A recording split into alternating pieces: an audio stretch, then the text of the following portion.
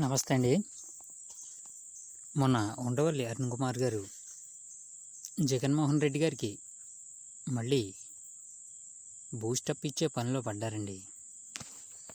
151 సీట్ల నుంచి 11 సీట్లకు పడిపోయినంత మాత్రాన ఏమీ అయిపోలేదు అని చెబుతూ, గతంలో తమిళనాడులో కూడా జయలలిత మరియు కరుణానిధి 7 సీట్లకు మాత్రమే పరిమితం అయ్యారని, అయినా సరే వాళ్ళు అక్కడ తర్వాత అఖండమైన విజయం సాధించారని అని చెబుతూ వచ్చారు.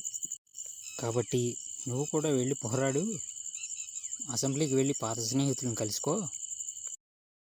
అయితే జగన్ అధికార పక్షం యొక్క సెగ తట్టుకోలేరని, మాట్లాడే కెపాసిటీ కానీ సబ్జెక్టుపై అవగాహన కానీ అసలు జగన్ గారికి ఉండదని రఘురామకృష్ణరాజు గారు అభిప్రాయంలో మనం విన్నాం. అయితే అలా కాకుండా జగన్ గారు అసెంబ్లీకి వచ్చి ప్రజల తరపున సభలో సమస్యలపై చర్చిస్తే, అంటే మొదటి రోజు వచ్చి ఎమ్మెల్యేగా ప్రమాణ స్వీకారం చేసేసి వెళ్ళిపోవడం కదండి.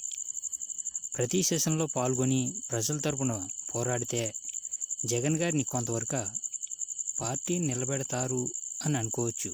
కానీ అది అంత ఈజీ కాదండి.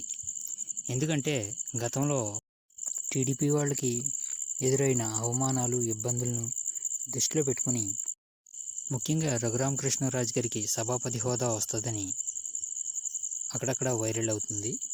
అదే నిజమైతే ఇది జగన్ గారికి మరింత పెద్ద సెగగా మనం గుర్తించవచ్చు. సరేనండి, చూద్దాం. అసెంబ్లీ సెషన్స్ మొదలవగానే ఏం జరుగుతుందో చూద్దాం. ఈ వీడియోపై మీ అభిప్రాయాన్ని కామెంట్ రూపంలో తెలియజేస్తారని కోరుకుంటున్నాం.